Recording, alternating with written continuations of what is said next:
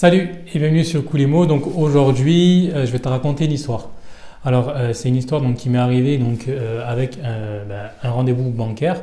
Donc je sais pas si tu suis donc mes vidéos. Moi j'ai acheté donc un premier immeuble et forcément j'ai eu en fait plusieurs rendez-vous et il y a eu un rendez-vous qui a été pour moi un petit peu qui m'a choqué un petit peu, mais à la fois voilà, c'est un souvenir et je voulais te le partager pour que toi aussi, si admettons tu as des rendez-vous, pour que parfois tu te laisses pas, on va dire, avoir, ou tu te laisses pas en fait un peu aller et te dire ok, je laisse tomber.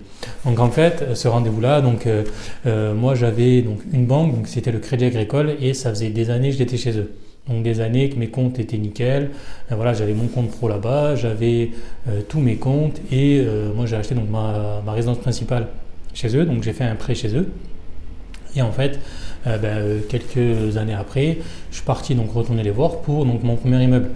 Et donc j'ai expliqué le projet, donc j'ai pris rendez-vous avec la conseillère bancaire. Et là, donc la conseillère regarde les chiffres, elle regarde donc le prix d'achat, elle regarde les loyers, elle regarde le crédit.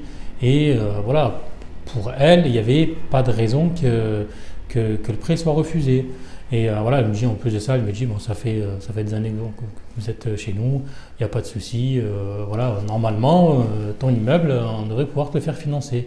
Tu vois, et c'est vrai qu'en plus de ça, voilà, moi j'avais anticipé, je savais que j'allais faire un prêt, tu vois, et j'ai dit, bon, je vais faire en sorte d'avoir des comptes clean, tu vois, d'avoir un peu d'apport, tu vois, pour le moment où je vais à la banque, que tout soit ouvert, quoi, tu vois. Et en plus de ça, j'avais aussi donc respecté ma capacité d'emprunt.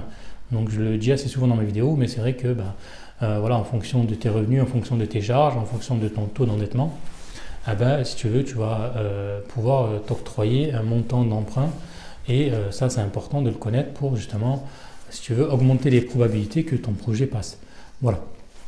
Donc le rendez-vous passe, elle me dit, écoute, moi il faut que ton projet il soit vu quand même avec le directeur d'agence.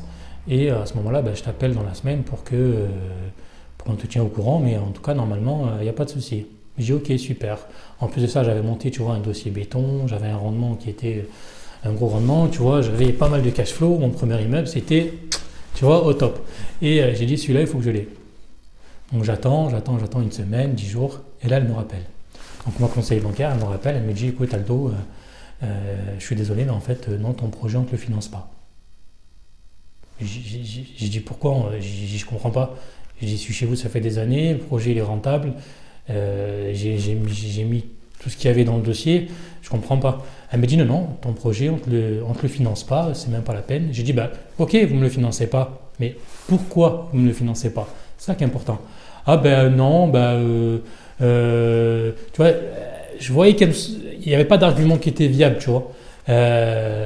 Donc j'ai dit, ok, moi ce que je vais faire, je veux parler au directeur, celui qui a pris la décision de me refuser le prix. Parce que vous, il y a 10 jours, vous m'avez dit que potentiellement c'était ok, et là vous me dites que finalement, non, tout de suite vous changez d'avis, vous me dites non, ça passe pas, le directeur d'agence me refuse.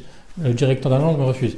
Donc elle me dit, ok, il n'y a pas de souci, je vais te passer donc le directeur d'agence. Et là, j'ai le directeur d'agence au téléphone, je lui explique, je lui dis voilà, moi, ça fait des années que je suis chez vous, mes comptes c'est nickel, j'ai envie de faire un investissement locatif, un immeuble de 7 appartements, voilà, j'ai tant de loyers, tant de crédits, sur 15 ans, voilà, il y a tant de cash flow qui tombe. Il me dit non, mais je suis désolé, mais on ne vous accepte pas. Et je dis pourquoi? Il me dit non, mais moi sur des projets comme ça, sur des immeubles et tout, je suis désolé, mais vous êtes trop jeune. Il me dit vous êtes trop jeune. Et moi, en plus, je me rappelle, j'étais chez moi comme ça au téléphone et tout, et j'avais le démon. Franchement, j'avais le démon, j'avais les nerfs. Parce que je voyais que c'était pas un refus avec un argument qui était viable, tu vois. Quand tu vas dans une banque pour faire des projets, il faut qu'ils aient des arguments viables. Non, désolé, on ne te finance pas parce que voilà, tu n'as pas mis assez d'apport. Non, on ne te finance pas parce que ton endettement est trop élevé. Non, on ne te finance pas parce que voilà, tu as découvert. Ça, ce sont des arguments qui sont pour moi viables. Mais de me dire non, on ne te finance pas parce que tu es trop jeune pour avoir un immeuble de 7 appartements, là, j'ai senti que c'était plus pour me faire chier. Sincèrement, moi, en toute franchise. Et d'ailleurs, si tu es directeur d'agence, je te fais un bisou si tu regardes ma vidéo. Aujourd'hui, écoute ma vidéo jusqu'à la fin, tu vas voir que c'est pas fini.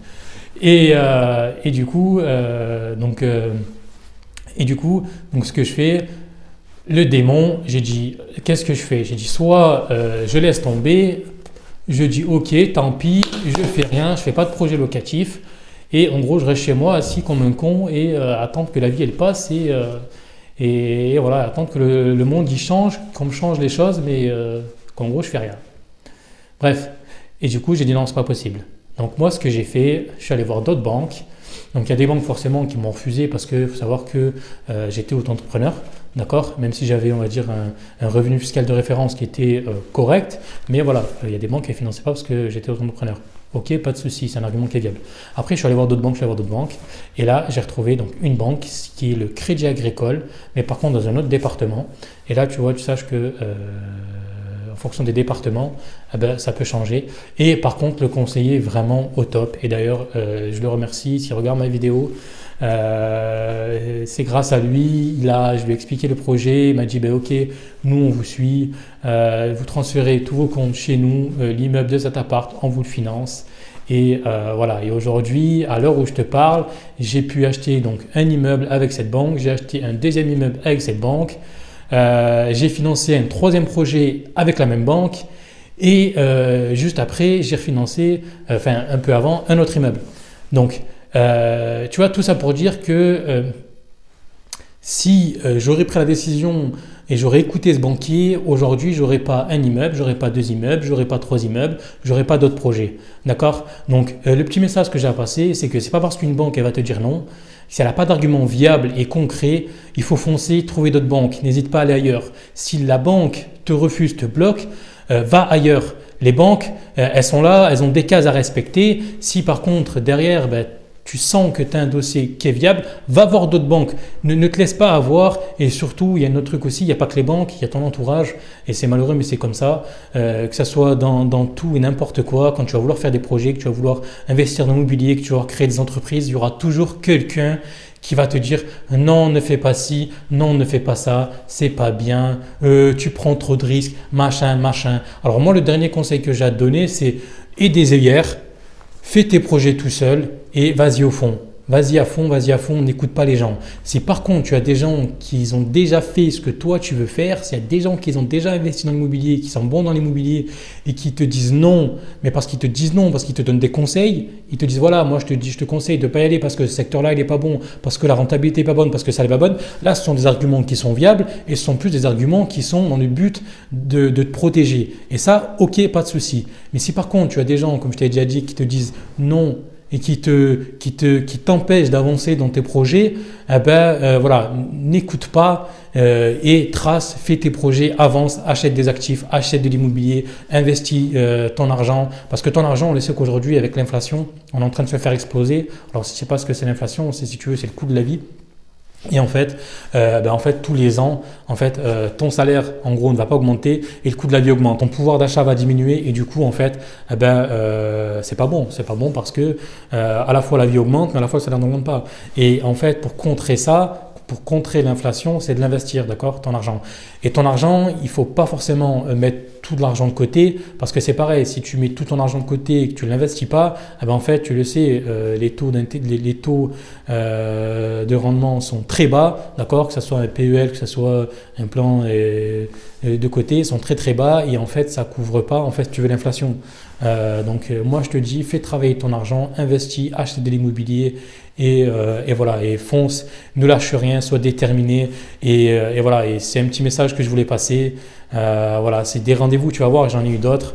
Et pour moi, en tout cas, je trouvais intéressant de te le faire partager parce que si j'aurais écouté ce fameux banquier qui m'aurait dit « tu es trop jeune pour investir », aujourd'hui, j'aurais rien eu et ma vie, plus tard, d'accord, ne sera plus la même. Ben oui, parce que si demain, tu achètes un appartement à 200 000, tu vas le garder 30 ans. Dans 30 ans ou même 20 ans, ça dépend de la durée que tu fais, dans 20 ans, tu vas récupérer 200 000. Donc, de passer de 0 à 20 ans à 200 000 à ta retraite, c'est pas la même chose, d'accord? On sait qu'aujourd'hui, avoir 200 000 euros à ta retraite, c'est sûr que c'est plus cool et c'est pas la même chose. Voilà. Donc, si tu sais pas, j'ai un groupe Facebook. Donc, il a changé de nom, il s'appelle Investir dans un immeuble de rapport où, si tu veux, on s'entraide en fait pour justement investir dans l'immobilier, principalement dans des immeubles. Donc si tu veux venir sur le groupe, voilà, c'est avec plaisir que je t'invite. En tout cas, je t'ai mis donc le lien dans la description. Tu pourras venir et voilà, c'est moi qui répondra ou alors des fois c'est les membres du groupe qui vont répondre. Je te dis, prends soin de toi et à plus sur Coolimo. Ciao, ciao.